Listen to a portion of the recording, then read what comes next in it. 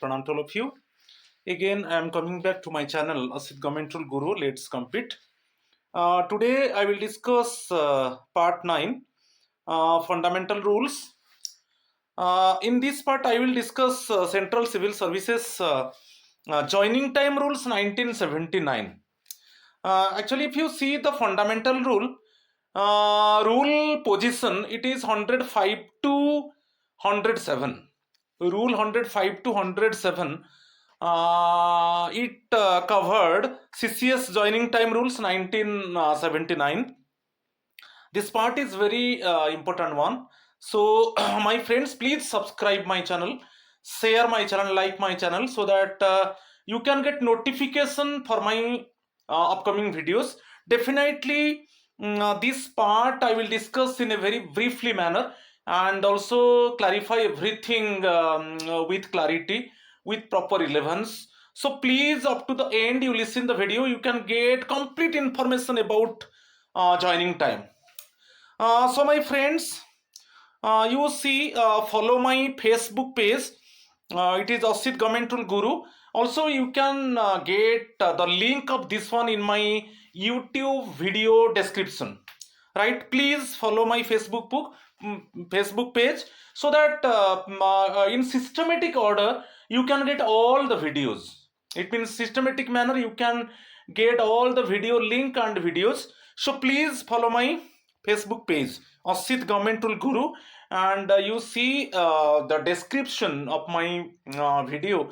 The link is there. Also, you see my WhatsApp number. It is 8327782034.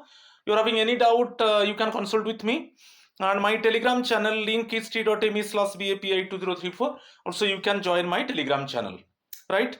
So now I am going to discuss part 9 related to the fundamental rules, and in this part I will discuss joining time, Central Civil Services joining time rules 1979. Right. So you see, rule 1, rule position, you remember, it is very important one. Rule 1 is it is related to the preliminary. These rules may be called the Central Civil Services joining time rules 1979. This year you remember. Sometimes question may be asking, right? So Central Civil Services joining time rules 1979. इसका subsection 3 देखिए कि ये किसके लिए applicable है और किसके लिए एप्लीकेबल नहीं है. जो CCS joining time rules 1979, it is admissible for whom or it is not admissible for whom. These rules shall apply to all government servants appointed in civil services and post under the central government, including work charged staff. Okay, so just to remember, all the government servants appointed under civil services and post and under the central government, including work charged staff, ये जो rules applicable है, admissible है, इनके लिए है. It is very easy one. And but shall not apply to, ये देखिए, but shall not apply to. देखिए, रेलवे का जो ज्वाइनिंग टाइम रूल्स अलग है. It is not applicable to railway employees. It is not applicable to armed forces personnel and those paid from the defence services estimate. ऐसे भी आप देखा होगा कुछ डिफेंस डिपार्टमेंट है, सिविलियन एम्प्लॉइज है. ओके, डिफेंस डिपार्टमेंट का जो सिविलियन एम्प्लॉइज है उनके लिए एप्लीकेबल है, क्योंकि ये सेंट्रल सिविल सर्विसेज. मगर यहाँ पे जो आर्मी फोर्सेस पर्सोनल है, जिनको डिफेंस सर्विसेज एस्टिमेट से उनका सैलरी रिलीज होता है, पेड होता है, उनके लिए ये रूल एप्लीकेबल नहीं है. नेक्स्ट वन, कॉन्ट्रैक्ट में जो है कॉन्ट्रैक्चुअल एम्प्लॉइज, उनके लिए एप्लीकेबल नहीं है. और नॉट होल टाइम एम्प्लॉयमेंट, जो गवर्नमेंट में बेसिकली सेंट्रल गवर्नमेंट में जो होल टाइम एम्प्लॉयमेंट नहीं है, उनके लिए भी एप्लीकेबल नहीं है. और those government servants paid out of contingencies, इनके लिए भी एप्लीकेबल नहीं है. तो just you remember, those government servants already got appointment under civil services and post and working under central government department, including work charge staff. It is admissible for them actually CCS joining time rules 1979. But railway employees, armed forces personnel and those defense basically personnel paid from the defense services estimate, contractual employees working in central government department, or those type of employees working in central government department but their job is not whole time on, and those employees in central government department paid out of contingencies, तो इनके लिए ये rule applicable नहीं होगा। तो ये बहुत important है, इसके ऊपर क्वेश्चन आता है। तो मेरा एक एमसीक्यू क्वेश्चन इसके ऊपर था, आप देख लीजिए प्रीवियस जो सुपर 15 एमसीक्यू में। चलो नेक्स्ट पार्ट को चलेंगे। Rule 2, admissibility of joining time. Question है, आप देख लीजिए जो रेड मार्क में है। When a government servant to whom these rules apply is transferred to the control of another government or organization which has made separate rules prescribing amount of joining time. Basically joining time कब है? जब transfer to a new post. Okay, जो joining time कब मिलता है? जब आपका transfer होता है तो एक पोस्ट से अनदर पोस्ट, उसी समय ज्वाइनिंग टाइम मिलता है, ठीक है। मगर यहां पर जो ट्रांसफर हो रहा है one organisation or department to another department or organisation, but both are having separate joining time rules, ठीक है। सपोज फॉर एग्जांपल ये एक डिपार्टमेंट है, ये ओल्ड है और ये न्यू है, और ये दोनों का जो जेटी है वो डिफरेंट है, जेटी डिफरेंट है। तो अभी क्वेश्चन ये है कि जो ट्रांसफर हो रहा है department or organisation A to B, B का जो न्यू ऑर्गेनाइजेशन वो बी है, उसका जो ज्वाइनिंग टाइम रूल्स अलग है, तो जो अमाउंट ऑफ ज्वाइनिंग टाइम वो भी अलग होगा। तो इस केस में हु प्रोवाइड ज्वाइनिंग टाइम, तो इसमें जो आप जो अवेल करेंगे ज्वाइनिंग टाइम, जो न्यू ऑर्गेनाइजेशन का जो ज्वाइनिंग टाइम रूल है, ओके, न्यू ऑर्गेनाइजेशन का जिसमें जाकर आप अभी ज्वाइन करोगे, तो उसी का जो ज्वाइनिंग टाइम रूल है, उसमें जो भी ज्वाइनिंग टाइम का अमाउंट मिलेगा डिस्टेंस के हिसाब से, वही आप अवेल करोगे, ठीक है। ये क्वेश्चन वही था कि ट्रांसफर हो रहा है one department or organisation to another department or organisation, but joining time rule is different, joining time rule is different. So in this case actually the concerned employee will avail the joining time, okay, of the new organization or department according to the joining time rule of new department or organization. इसमें कोई confusion नहीं है। चलो next, यहां पर देखिए, यहां पर डेपुटेशन का बात है। यहां पर मैं लिख देता हूं, यहां पर डेपुटेशन और फॉरेन सर्विस, डेपुटेशन और फॉरेन सर्विस का एफएस लिख दिया, फॉरेन सर्विस। इस केस में क्या है, जब आप टेम्पोररी पीरियड के लिए एक्स कैडर पोस्ट में जाते हो, ओके, अदर कैडर में जाते हो टेम्पोररी पोस्ट के टेम्पोररी टाइम के लिए, डेपुटेशन और फॉरेन सर्विस वही होता है। टेम्पोररी टाइम के लिए आप अभी एक्स कैडर पोस्ट में जाते हो, तो उसमें किसका ज्वाइनिंग टाइम आप अवेल करोगे, किसका ज्वाइनिंग टाइम पे ज्वाइनिंग टाइम किसका अवेल करोगे? तो उसमें यू रिमेंबर डेपुटेशन और फॉरेन सर्विस में यदि आप एक्स कैडर पोस्ट में जाते हो तो वहां पे बेसिकली म्यूचुअल कंसेंट होता है। आपका जो parent department must consult with the borrowing organisation in regarding to the JT time joining time and JT pay joining time pay. ये जो दोनों डिसाइड होगा आपको कितना ज्वाइनिंग टाइम मिलेगा और आपका ज्वाइनिंग टाइम पे क्या होगा, तो वो एक्चुअली डिसाइड करेंगे म्यूचुअल कंसेंट से, lending organisation and borrowing organisation, ठीक है। वही यहां पर क्लैरिफाई किया गया है, क्लियर। जब डेपुटेशन फॉरेन सर्विस में आप जा रहे हो तो वहां पर जो ज्वाइनिंग टाइम है कि ज्वाइनिंग टाइम पे है, वो actually who give joining time and joining time पे। तो यहां पर जो डिसीजन होगा जो म्यूचुअल कंसेंट में, आपका पेरेंट डिपार्टमेंट वही लेंडिंग डिपार्टमेंट है, और जो भी म्यूचुअल कंसेंट लेंडिंग डिपार्टमेंट और पेरेंट डिपार्टमेंट के बीच में होगा उसी के हिसाब से ज्वाइनिंग टाइम और ज्वाइनिंग टाइम पे मिलेगा। तो यहां पर वही क्लियरली दे दिया कि suppose railway employees, any arm forces personal and those paid from the defense services estimate, employees of the state government or any other organization who are appointed on civil services and post under the central government on deputation or foreign service दे दिया, on deputation or foreign service.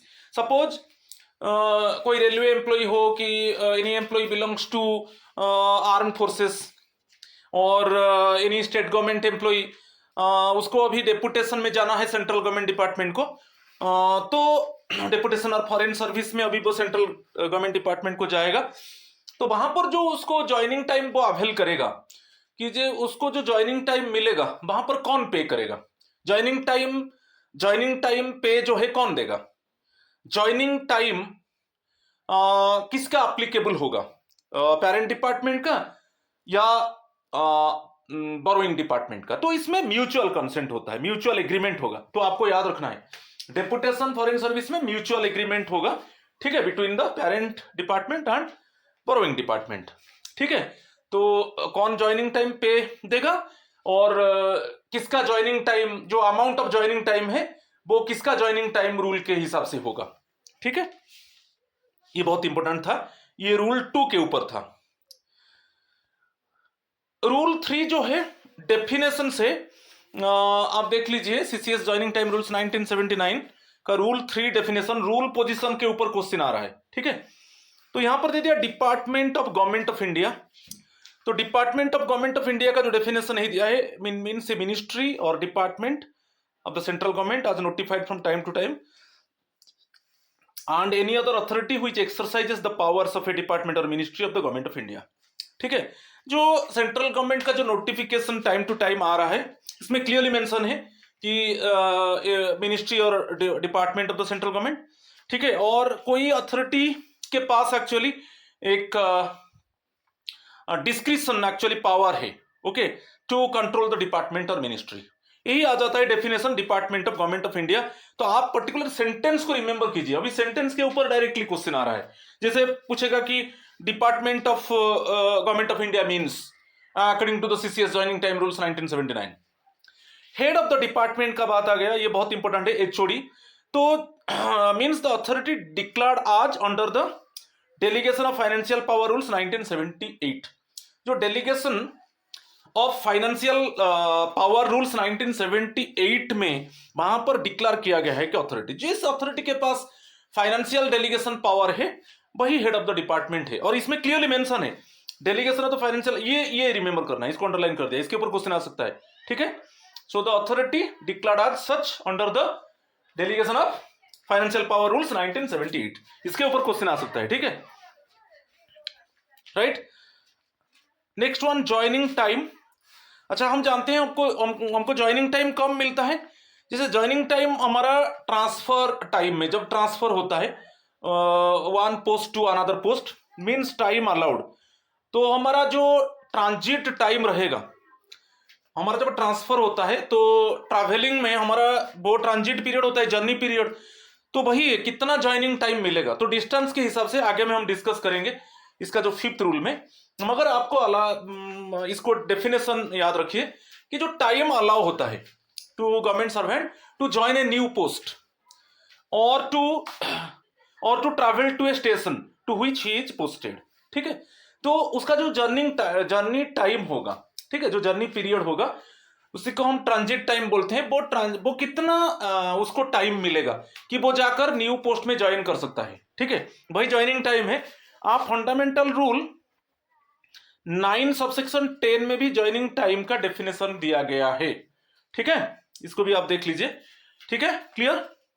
तो basically जो joining time मिलेगा one post to another post, तो आपका journey period जो होता है, टाइम लगता है, क्योंकि यहाँ पे अभी रिलीव हो गए ओल्ड पोस्ट से, आप जाकर न्यू पोस्ट में ज्वाइन करोगे, सपोज वो सेम स्टेशन में है कि आउट ऑफ स्टेशन है, तो उसमें जो आपका ट्रैवलिंग होता है, जो ट्रांजिट पीरियड होता है, उसी को ज्वाइनिंग टाइम आपको मिलता है डिस्टेंस के हिसाब से, ठीक है। और ट्रांसफर का डेफिनेशन दिया है सबसेक्शन डी में, means the movement of a government servant from one post to another either with the same station, तो ये बहुत ईजी है, जब कंसर्न एम्प्लॉय का मूवमेंट होता है one post to another within the same station हो सकता है और आउटसाइड ऑफ द स्टेशन हो सकता है, ठीक है, उसी को हम ट्रांसफर बोलेंगे। तो ये सब डेफिनेशंस को आपको याद रखना है।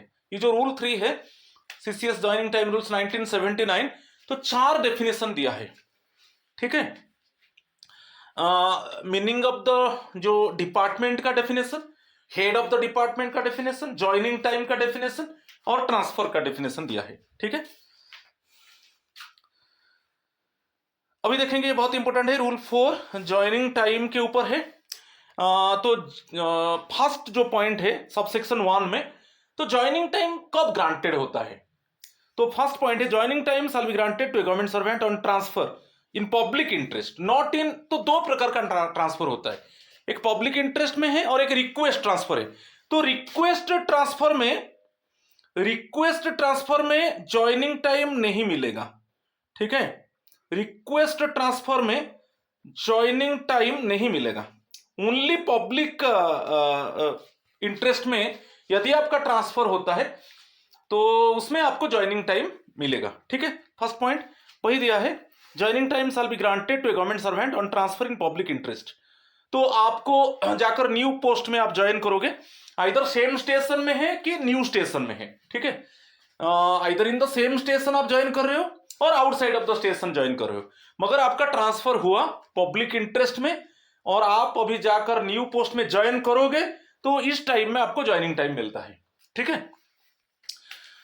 और एक टेम्पोररी ट्रांसफर होता है, देखिए जब आप ये जो है बताता हूं, जैसे आप टूर ट्रेनिंग में जा रहे हो, उसमें आपको ट्रांजिट टाइम मिलेगा, इसमें ज्वाइनिंग टाइम, क्योंकि ये सब टेम्पोररी होता है, ये सब टेम्पोररी ट्रांसफर होता है, ठीक है। ये टेम्पोररी ट्रांसफर होता है, इसमें ज्वाइनिंग टाइम नहीं मिलेगा, ओनली ट्रांजिट टाइम मिलेगा। जो आपका ट्रैवलिंग में जो टाइम है वही ट्रांजिट टाइम आपको मिलेगा।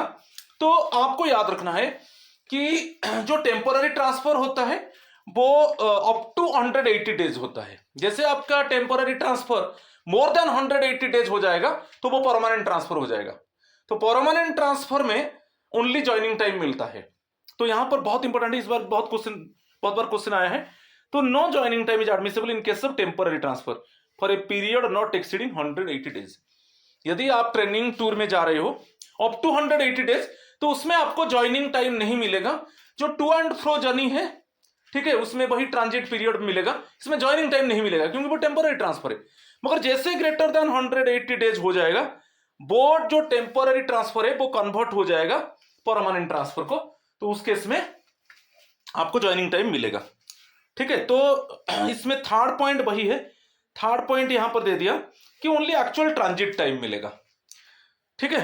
इन केस ऑफ जर्नी टूर में आपका सपोज आपका कोई टूर में कि ट्रेनिंग में आप जा रहे हो, तो उसमें ओनली ट्रांजिट टाइम जो आपका ट्रैवलिंग जो टू एंड फ्रो वही मिलेगा, इसमें ज्वाइनिंग टाइम आप अवेल नहीं कर सकते, ठीक है। क्लियर। नेक्स्ट उसमें ज्वाइनिंग टाइम फर्स्ट हो गया, फर्स्ट पॉइंट क्लियर क्लैरिफाई किया है, ओनली पब्लिक इंटरेस्ट में जब आपको ट्रांसफर मिलेगा तब आपको ज्वाइनिंग टाइम मिलेगा, ठीक है। और एक बताया यदि टेम्पोररी ट्रांसफर होता है, जैसे टेम्पोररी ट्रांसफर टू ट्रेनिंग में अप टू 180 डेज आपको ज्वाइनिंग टाइम नहीं मिलेगा। यदि वो temporary transfer convert to permanent transfer and exceeds 180 days, then joining time आपको मिलेगा। सेकेंड है कुछ सरप्लस स्टाफ हो जाते हैं, सपोज जब सरप्लस स्टाफ हो गए, आपको वहां से ट्रांसफर कर दिया जाएगा एक न्यू डिपार्टमेंट को, वहां पर आपको ज्वाइनिंग टाइम मिलेगा क्योंकि एक डिपार्टमेंट में सरप्लस हो गया, ठीक है, स्टाफ। तो आपको अभी सरप्लस होने के वजह से तो उसको बैलेंस करने के लिए आपको ट्रांसफर कर दिया जाएगा, ठीक है, अदर डिपार्टमेंट में, वो उस केस में आपको ज्वाइनिंग टाइम मिलेगा। और नेक्स्ट है government servants who are discharge due to reduction of establishment from one central government office and reappointed to another. Suppose discharge due to reduction of establishment, थोड़ा वो जो एस्टेब्लिशमेंट रिड्यूस हो गया, suppose वहां पर 50 एम्प्लॉइज थे, अभी डिक्लेयर कर दिया जाएगा कि 40 एम्प्लॉइज रहेंगे, ठीक है।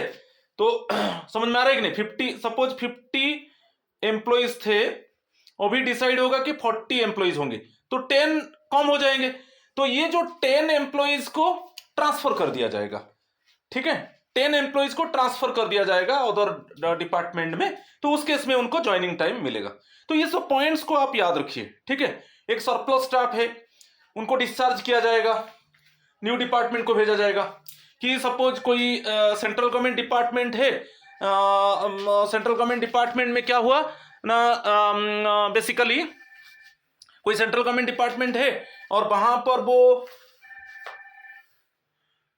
सेंट्रल गवर्नमेंट डिपार्टमेंट है, वहां पर सपोज उसको रिड्यूस कर दिया गया, तो इस केस में कुछ एम्प्लॉइज को ट्रांसफर कर दिया जाएगा, तो इस केस में बेसिकली आप ज्वाइनिंग टाइम अवेल करोगे। ठीक है, clear.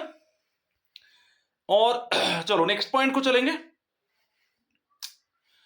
For appointment to post under the central government under, अच्छा, कॉम्पिटेटिव एग्जामिनेशन, आप डिपार्टमेंट में हो, सपोज आप अभी पोस्ट ग्रेजुएट टीचर थे, ठीक है, अभी आप एग्जाम दे दिया, डायरेक्ट रिक्रूटमेंट आ गया, आप प्रिंसिपल पोस्ट के लिए डायरेक्ट, क्योंकि जो पीजीटी 8 इयर्स काम कर चुका है, जैसे एनवीएस है, केवीएस है, तो 8 इयर्स आप पीजीटी का एक्सपीरियंस है तो प्रिंसिपल के लिए आप एलिजिबल हो, प्रिंसिपल एग्जाम दे सकते हो।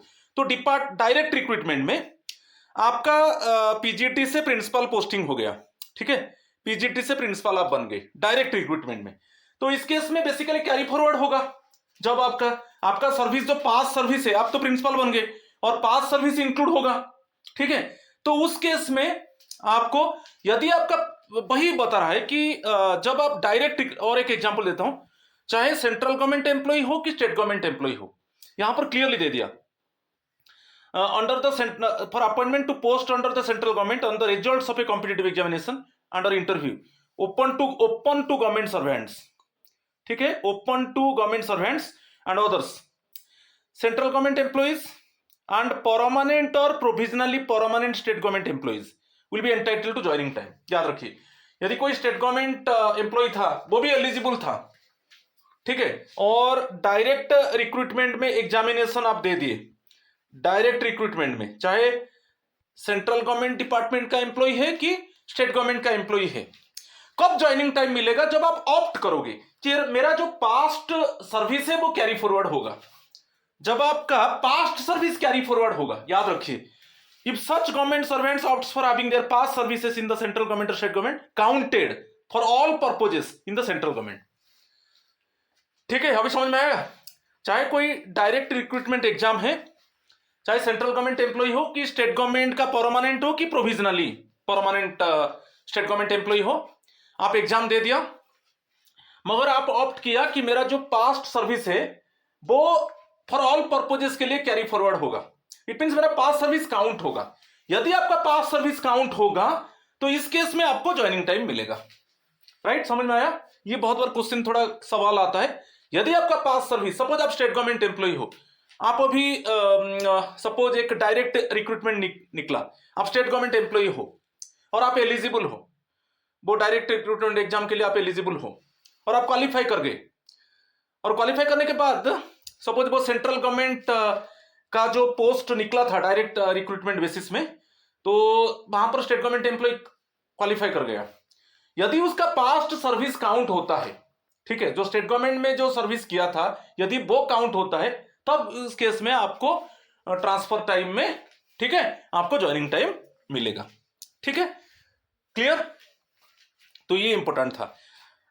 यहां पर और एक सवाल आता है, सपोज मैं पूछता हूं, सपोज आप रिक्वेस्ट ट्रांसफर ले लिए, सपोज आपको रिक्वेस्ट ट्रांसफर, पब्लिक ट्रांसफर नहीं, रिक्वेस्ट ट्रांसफर आप ले लिए, उस केस में आपको ज्वाइनिंग टाइम नहीं मिलेगा, तो वो जो ट्रांजिट टाइम होगा वो कैसे एडजस्ट होगा? सपोज ट्रांजिट में आप 2 दिन ले लिए, 2 दिन ट्रैवल में आपका चला गया, जो जाकर न्यू हेडक्वार्टर में न्यू पोस्ट में आप ज्वाइन करोगे, ठीक है। रिक्वेस्ट ट्रांसफर में तो ज्वाइनिंग टाइम नहीं मिलता है, ट्रैवलिंग के लिए आप 2 दिन ले लिए, ट्रांजिट टाइम जो 2 दिन ले लिए, वो 2 दिन को कैसे एडजस्ट किया जाएगा? आपका जो लीव ड्यू है, ठीक है, आपका जो लीव ड्यू है उसी से एडजस्ट होगा, इसमें ज्वाइनिंग टाइम नहीं मिलेगा। आपका जो लीव है, सपोज सीएल है कि ईएल है, तो उसी से ही एडजस्ट होगा 2 डेज।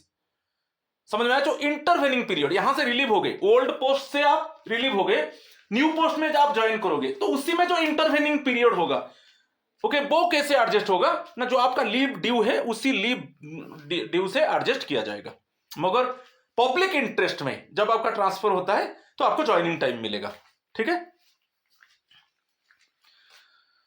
रूल 5 सबसे बहुत इंपॉर्टेंट है, इसके ऊपर रूल पोजीशन के ऊपर भी क्वेश्चन आता है। Commencement of joining time and amount of joining time. आपका जो ज्वाइनिंग टाइम काउंट होगा वो कब से होगा? ओके, जो old headquarter to new headquarter, कब से ज्वाइनिंग टाइम आपका स्टार्ट होगा और आपको कितना ज्वाइनिंग टाइम मिलेगा, कैसे, कितना कितना डिस्टेंस में कितना ज्वाइनिंग टाइम मिलेगा, उसको हम इसमें देखेंगे। फर्स्ट है, देखिए, the joining time shall commence from the date of relinquishment of charge of the old post. आपका जो ओल्ड पोस्ट था, आप चार्ज को हैंड ओवर कर दिया, ठीक है।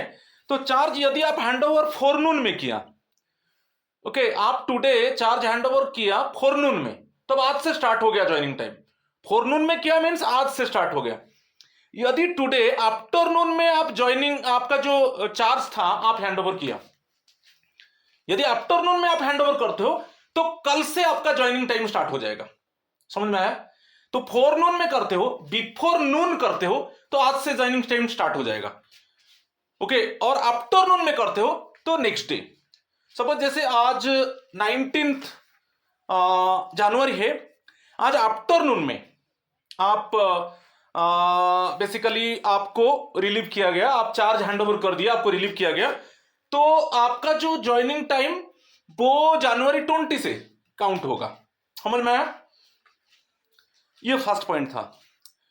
नेक्स्ट वन, आप हेडक्वार्टर कैसे देखेंगे, ये बहुत इंपॉर्टेंट। हेडक्वार्टर से काउंट होता है joining time, old headquarter to new headquarter, याद रखिए, ये old headquarter to new headquarter, आपका डिस्टेंस काउंट होगा। डिस्टेंस के हिसाब से आपको अमाउंट ऑफ ज्वाइनिंग टाइम मिलेगा। तो उसको हम कैसे मानेंगे, आपका कैसे काउंट करेंगे? क्या आपका ओल्ड हेडक्वार्टर है, उसको हम कैसे मानेंगे? यहां पर जो पॉइंट्स बहुत इंपॉर्टेंट है, उसी के ऊपर क्वेश्चन आ सकता है।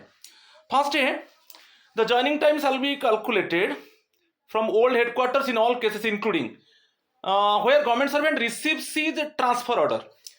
तो जिस हेडक्वार्टर में आप हो, आप उस हेडक्वार्टर में आप ट्रांसफर ऑर्डर रिसीव कर रहे हो, तो वही आपका ओल्ड हेडक्वार्टर होगा। और वहां से ही न्यू हेडक्वार्टर जो है, जो जहां पर आप ट्रांसफर होकर जा रहे हो, जहां पर आप अभी जाकर न्यू पोस्ट में ज्वाइन करोगे, वहां पर हम डिस्टेंस देखकर उसके हिसाब से हमका amount of joining time fix होगा। समझ में आया? जिस हेडक्वार्टर में आप ट्रांसफर ऑर्डर रिसीव कर रहे हो, वही आपका ओल्ड हेडक्वार्टर होगा। और एक पर नेक्स्ट जो अल्टरनेटिव है, makes over charge of the old post in a place other than is old headquarter. समझ में आ रहा है? सपोज इसमें एग्जांपल, आपका ओल्ड हेडक्वार्टर बीबीएसआर था, मगर आप अभी जाकर जो कोलकाता का जो हेडक्वार्टर है, यहां पे आप कोलकाता में आप चार्ज हैंडओवर किया, ठीक है। आपका जो ओल्ड पोस्ट का चार्ज हैंडओवर आप कोलकाता में किया, एक्चुअली ओल्ड हेडक्वार्टर आपका बीबीएसआर था, मगर आप जाकर ये जो ओल्ड पोस्ट का चार्ज था, आप कोलकाता हेडक्वार्टर में जाकर वहां पर ओल्ड पोस्ट का जो चार्ज है आप हैंडओवर करते हो, तो आपका जो ओल्ड हेडक्वार्टर इसी को माना जाएगा, जो ओल्ड हेडक्वार्टर कलकत्ता को माना जाएगा, नॉट बीबीएसआर। तो यहां पर एक क्लैरिफाई हो गया कि जिस हेडक्वार्टर आपका हेडक्वार्टर है, जो जैसे मैं बताया आपका एक्चुअली है ओल्ड हेडक्वार्टर बीबीएसआर था, मगर यहां पर आप चार्ज हैंडओवर नहीं किए, वही ओल्ड पोस्ट का जो चार्ज था आप हैंडओवर किए कोलकाता हेडक्वार्टर में, तो आपका ओल्ड हेडक्वार्टर हो जाएगा, कौन हो जाएगा? कोलकाता इंस्टेड ऑफ बीबीएसआर, ठीक है। वहां से ही न्यू हेडक्वार्टर को काउंट किया जाएगा डिस्टेंस, ठीक है, क्लियर। थर्ड पॉइंट, आप टूर में गए थे, ठीक है, और आपका टूर स्टेशन वही हो जाएगा। जैसे अभी आपका, आप बीबीएसआर से सपोज कोलकाता आप टूर में गए थे, टूर की ट्रेनिंग में गए थे, ठीक है, इसी को अभी आपका ओल्ड हेडक्वार्टर अभी डिक्लेयर हो जाएगा कि आपका ओल्ड हेडक्वार्टर कोलकाता है।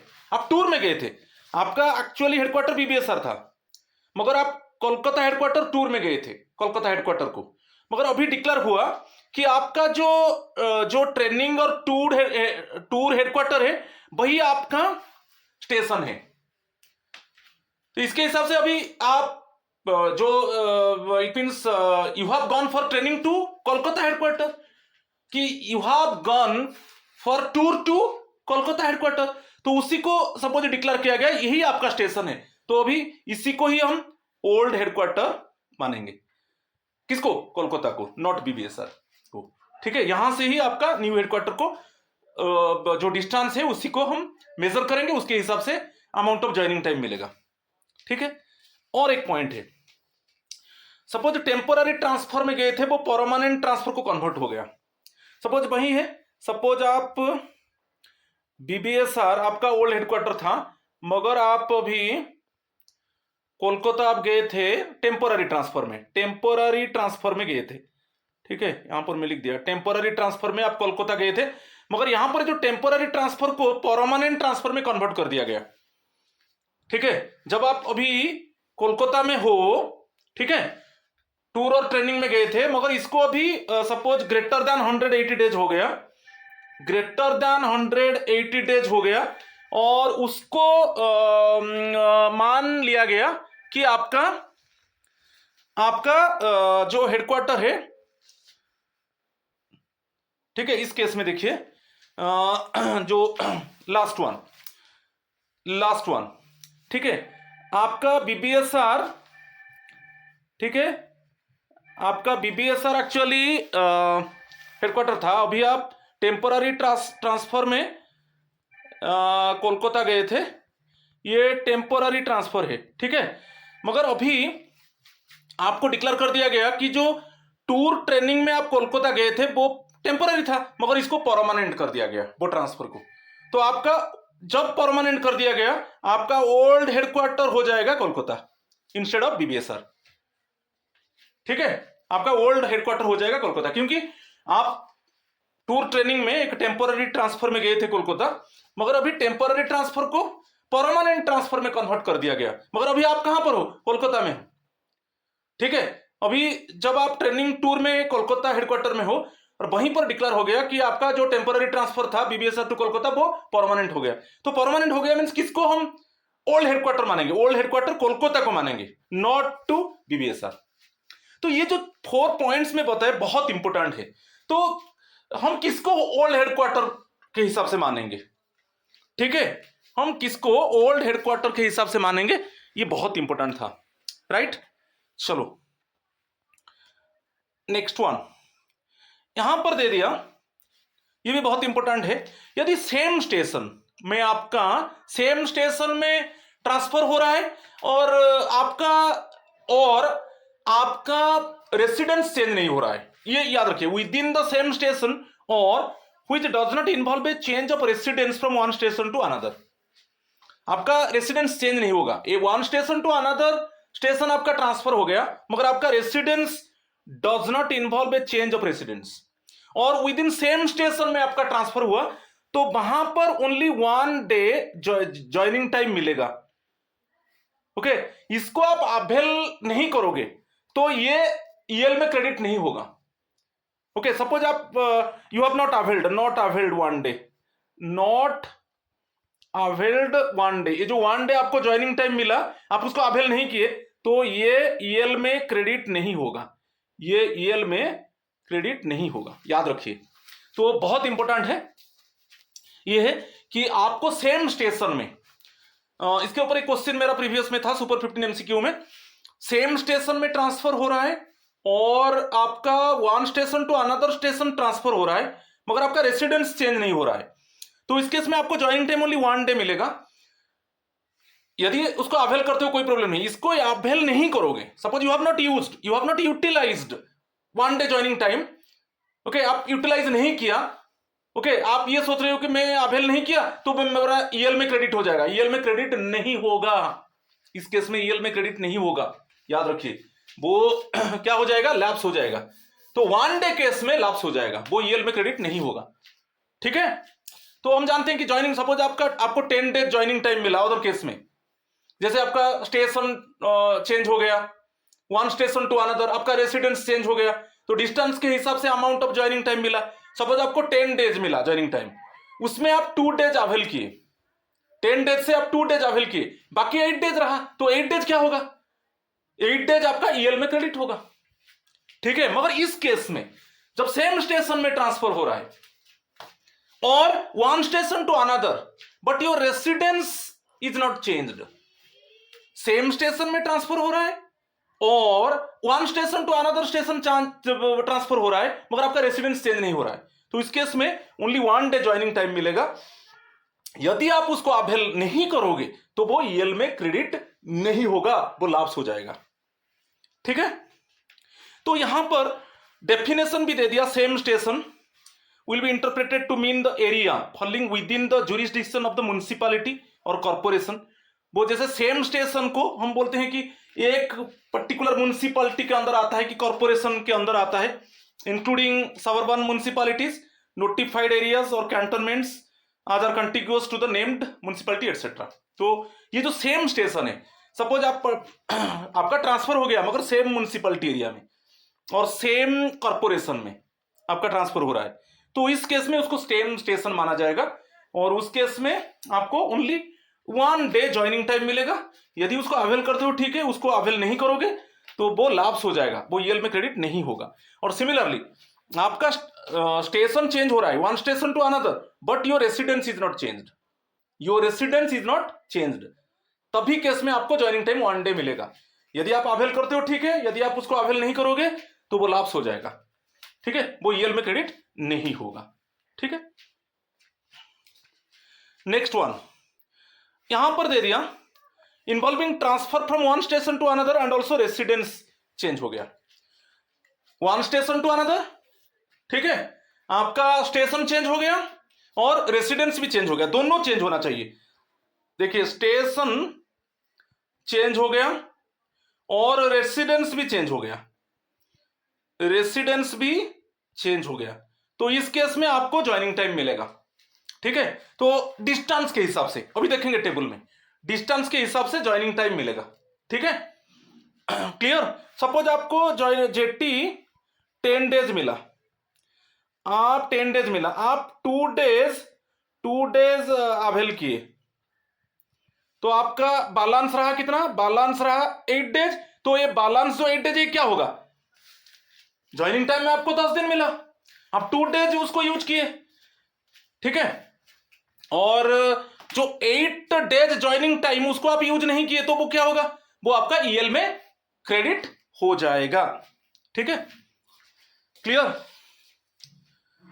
तो स्टेशन चेंज हो गया, रेसिडेंस चेंज हो गया, आपको अमाउंट ऑफ ज्वाइनिंग टाइम मिल गया, तो जितना ज्वाइनिंग टाइम मिला उसमें आप जितना दिन यूज करोगे और बाकी जो बैलेंस बचेगा वो ईएल में क्रेडिट होगा।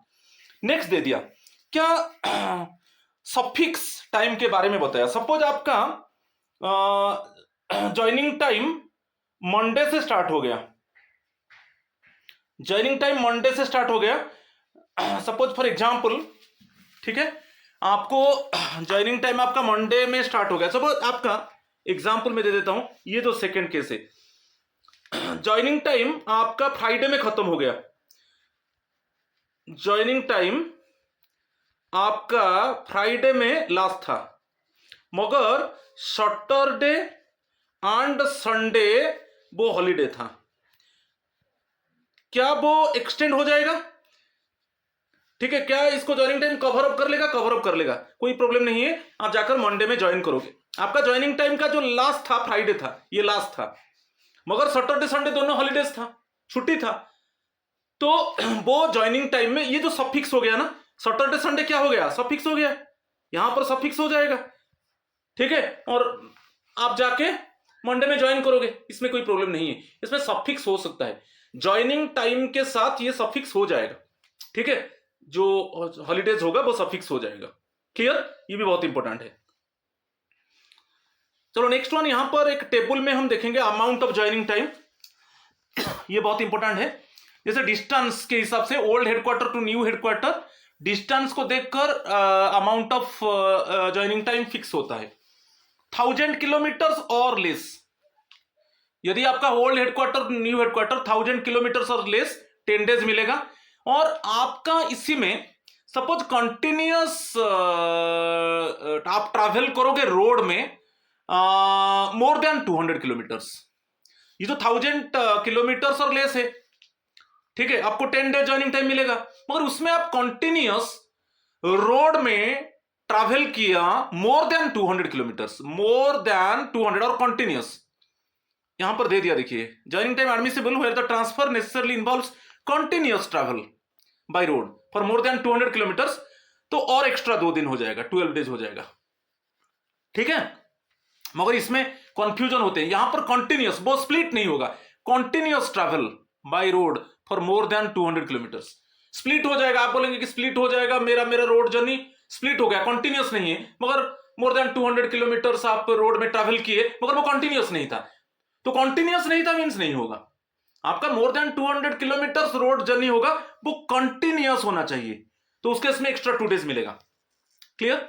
नेक्स्ट, मोर देन 1000 किलोमीटर्स, यदि डिस्टेंस हो जाता है old headquarter to new one, तो 12 डेज मिलेगा। और सिमिलरली उसी में यदि आपका जो रोड जर्नी कंटिन्यूअस हो जाता है मोर देन 200 किलोमीटर्स, वहां पर 15 डेज मिलेगा, ठीक है। नेक्स्ट वन मोर देन, ठीक है, मोर देन 200 किलोमीटर्स, ये भी बहुत इंपॉर्टेंट है। तो मोर देन 200 किलोमीटर्स में मोर देन 2000 किलोमीटर्स आ जाएगा, third option, more than 2000 kilometres. तो ये जो होगा ना, ये यहां पर 1000 इक्वल टू 1000 किलोमीटर और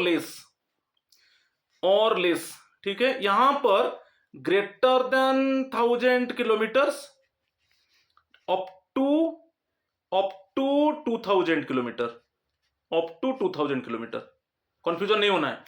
12 डेज और कंटिन्यूअस रोड जर्नी होगा मोर देन 200 किलोमीटर्स, तो 15 डेज। मोर देन 2000 किलोमीटर्स आपको 15 डेज मिलेगा।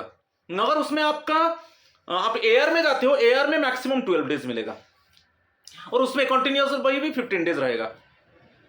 क्लियर। तो 1000 equal to 1000 kilometres or less 10 days, और उसी में यदि continuous road journey for more than 200 kilometres 12 days. और यहां पर आ गया more than 1000 kilometres up to 2000 kilometres, okay, 12 days.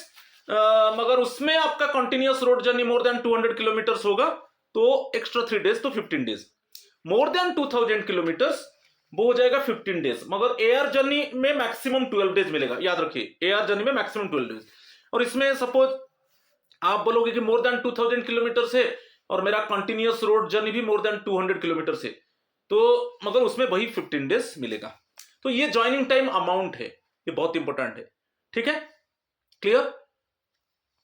Next, अच्छा, यहां पर जो नोट में दे दिया कि जो डिस्टेंस हम देखेंगे, distance means actual distance travelled and not weighted mileage for which fare is charged by the railways in certain ghat और हिल रीजन्स।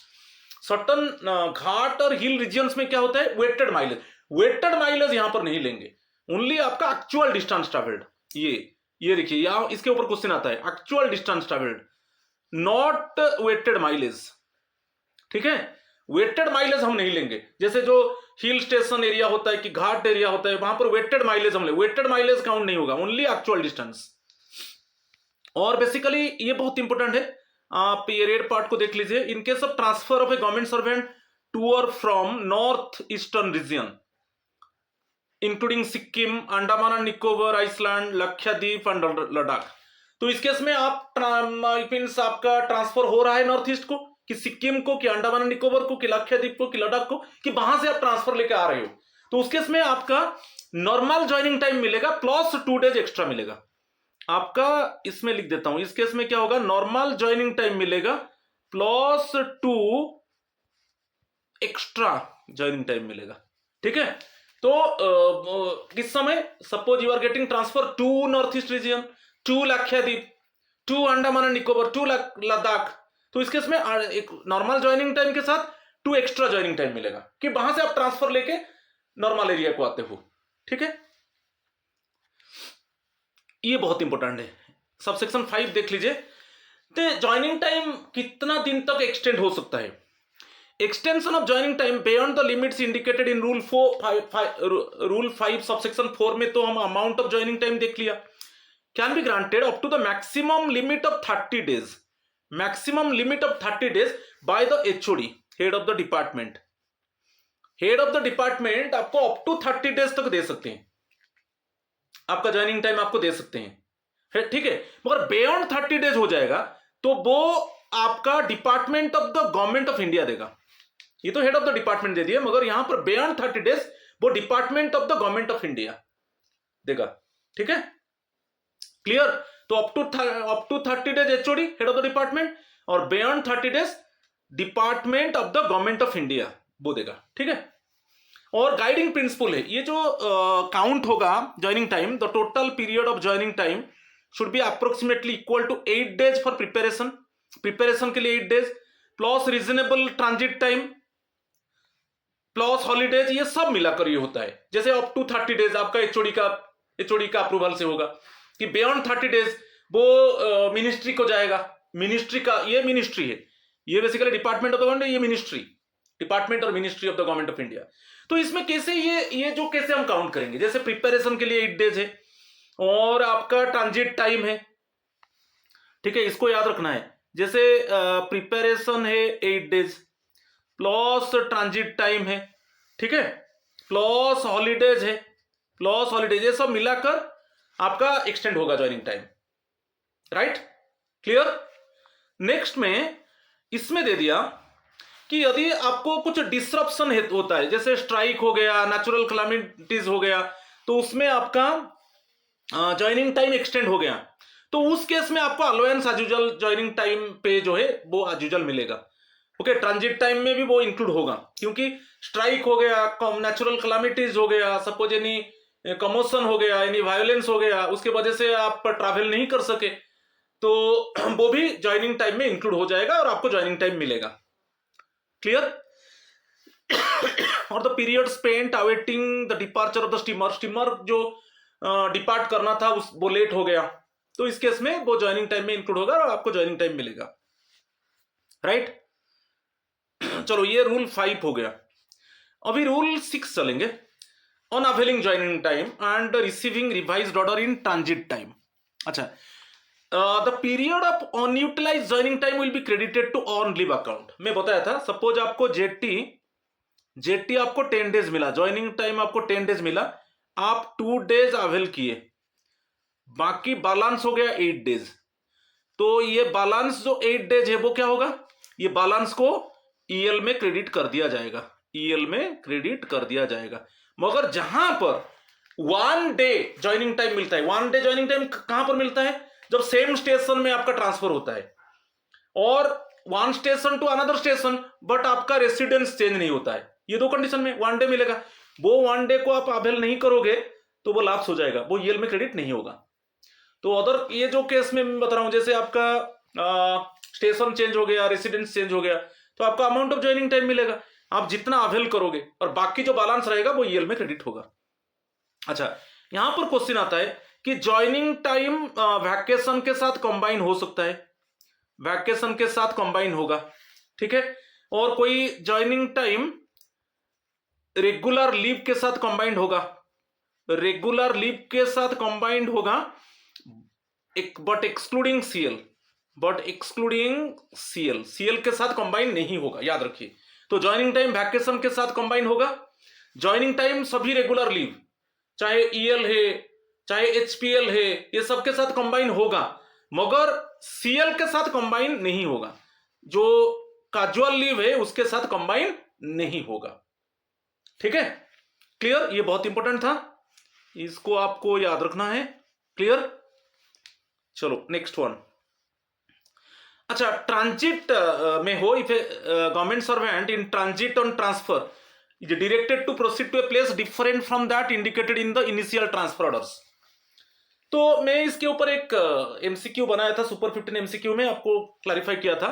जैसे आपका इसको बता देता हूं, ये ओल्ड हेडक्वार्टर है, ये आपका ओल्ड हेडक्वार्टर, ठीक है, ओल्ड हेडक्वार्टर, अभी आपको ट्रांसफर हुआ बी को, ठीक है, और इसमें अभी ट्रांजिट प्लेस में आप हो, अभी ये ट्रांजिट प्लेस है, ये ट्रांजिट प्लेस है, मगर यहां पे आपको ऑर्डर मिला कि आपको जाकर सी में ज्वाइन करना है, हेडक्वार्टर सी में ज्वाइन करना है, यहां पे ज्वाइन करना है, यहां पे नहीं।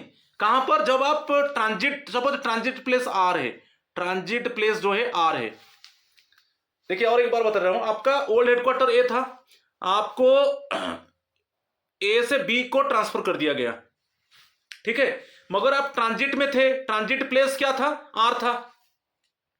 उसी में आपको रिवाइज ऑर्डर मिला, आप आर में हो, आर प्लेस में हो, ट्रांजिट प्लेस में हो, आपको एक रिवाइज ऑर्डर मिला कि आप जाकर हेडक्वार्टर सी में ज्वाइन करो इंस्टेड ऑफ हेडक्वार्टर बी।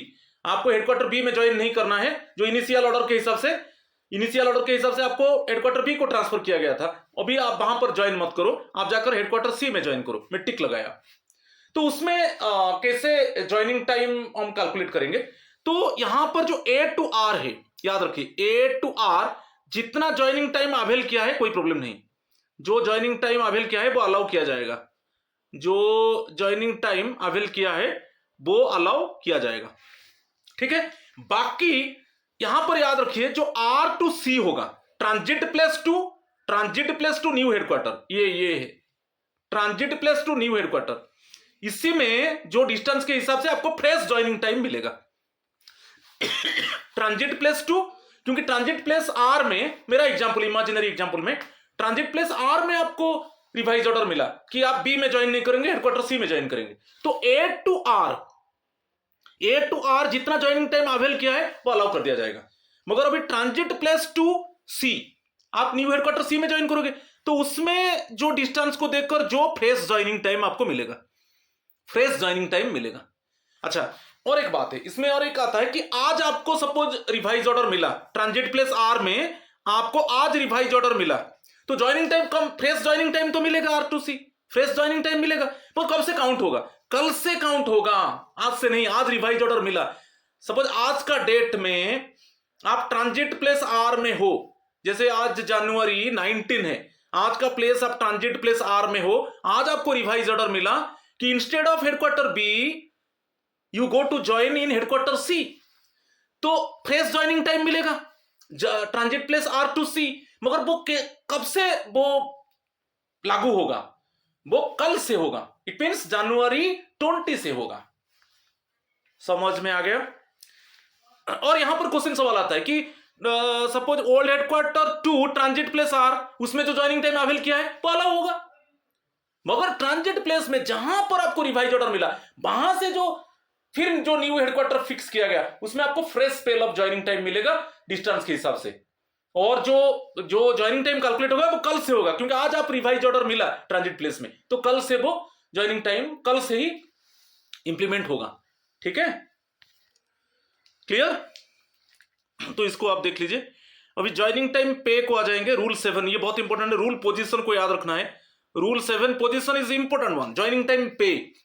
अच्छा, ज्वाइनिंग टाइम पे में a government servant on joining time shall be regarded as on duty during that period. तो आप जानते हो जो ज्वाइनिंग टाइम, आप अभी ट्रांजिट पीरियड में हो, आप अभी जाकर न्यू पोस्ट में ज्वाइन करोगे, अभी ज्वाइन नहीं किया है, आप अभी आपका ट्रैवलिंग चल रहा है, तो उसमें आपको ज्वाइन, आपका वो ड्यूटी में माना जाएगा, ओके, वो ड्यूटी में माना जाएगा, और उसमें आप ज्वाइनिंग टाइम अवेल करोगे। तो उसमें जो है ना, आपका ओल्ड हेडक्वार्टर में जहां पर आप रिलीव हुए थे, उसका जो बेसिक पे था, उसी पे के हिसाब से आपको ज्वाइनिंग टाइम मिलेगा, उसी का बेसिक पे और उसी का डीए के हिसाब से आपको ज्वाइनिंग टाइम पे मिलेगा, आपको ज्वाइनिंग टाइम पे मिलेगा, ठीक है। ओल्ड हेडक्वार्टर का बेसिक पे और ओल्ड हेडक्वार्टर का डियरनेस अलाउंस के हिसाब से आपको ज्वाइनिंग टाइम पे मिलेगा, क्लियर?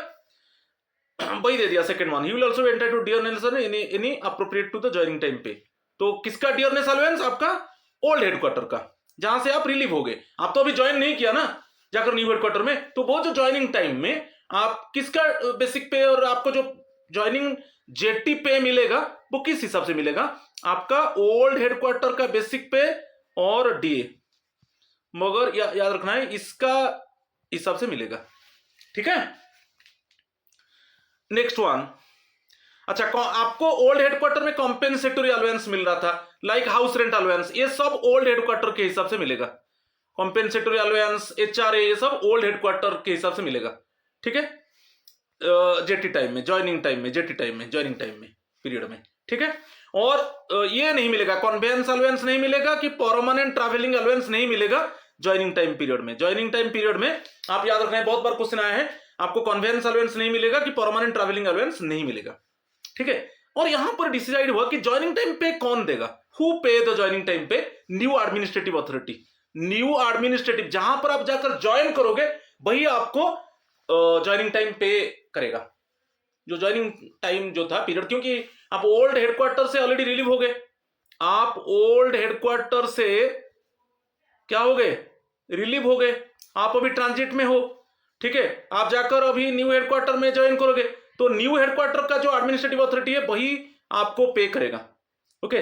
किसके हिसाब से पे करेगा, यही पे करेगा, किसके हिसाब से पे करेगा ना, ओल्ड हेडक्वार्टर का बेसिक पे, ओल्ड हेडक्वार्टर का डीए, ओल्ड हेडक्वार्टर का एचआरए, ओल्ड हेडक्वार्टर का कंपेंसेटरी अलाउंस, उसके हिसाब से वो आपको पे करेगा, ठीक है। क्लियर, इसमें कोई कंफ्यूजन नहीं है। और इसमें क्वेश्चन आता है, सपोज डेपुटेशन अलाउंस में, यहां पर याद रखिए कि डेपुटेशन और फॉरेन सर्विस में, डेपुटेशन और फॉरेन सर्विस में आपका म्यूचुअल कंसेंट होगा, जैसे ज्वाइनिंग टाइम और ज्वाइनिंग टाइम पे, ये सब क्या होगा, म्यूचुअल कंसेंट से होगा, ये सब जो होगा म्यूचुअल कंसेंट से होगा। Mutual consent means mutual consent between lending department and borrowing department, ठीक है। क्लियर, बाकी नेक्स्ट पार्ट को चलेंगे, ये लास्ट है, मिसलेनियस है।